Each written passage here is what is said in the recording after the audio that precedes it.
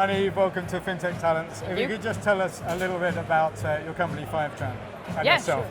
Absolutely, yeah. So Niamh, Senior Solution Architect at Fivetran. So the easiest way to think of Fivetran is if data is the new oil, we are the pipes.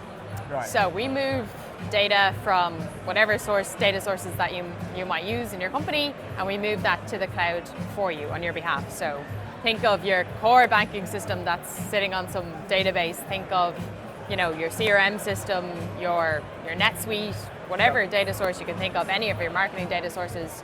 We're moving those all into the cloud and basically building that foundational data layer so that you can actually do any of the fun and interesting analytics or AI you've actually heard about here today. But I actually started off in the analytics and AI space. So I actually worked with Accenture and KPMG in fraud analytics in particular.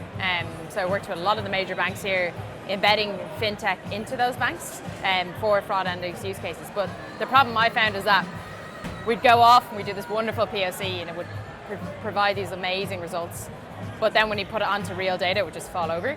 Okay. So I was like, I need to go further back in the data lifecycle. So I started to go back into, well, how are we actually getting the data to where we want to analyze it first? And so that's why I ended up in Fivetran. So data pools, data lakes, all that Exactly. sort of, How do we actually get it there in a refreshed state? So like we can... Cleaned.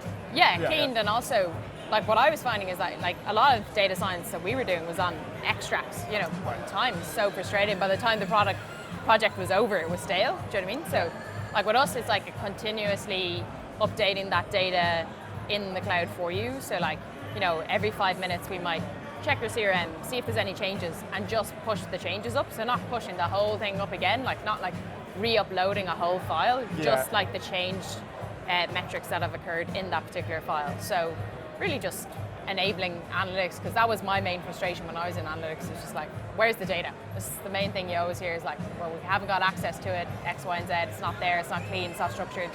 So, hence why. And looking forward from there, from here and your experience, what are the key trends you're seeing or disruption perhaps you're seeing as well?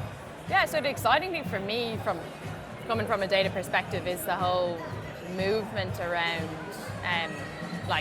open data. Right.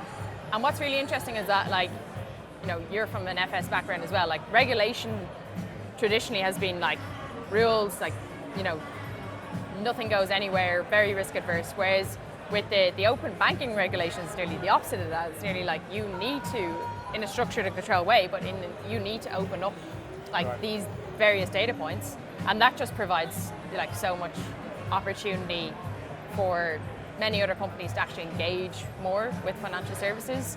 And when they start, I think incumbent banks start engaging more with fintechs or SaaS providers or cloud providers, they'll just almost organically start to use these technologies a bit more and have a bit less of a risk associated with it. But the main challenge I see for most of the incumbent banks is that how to do that fast enough. Yeah. Because it's all very slow moving because it has had to be, because there's so many rules and regulations. But the reality is, if the incumbent banks don't start to scale and make decisions very quickly and use technologies that will enable them to do that, they will just lose market share in an increasingly rapid rate.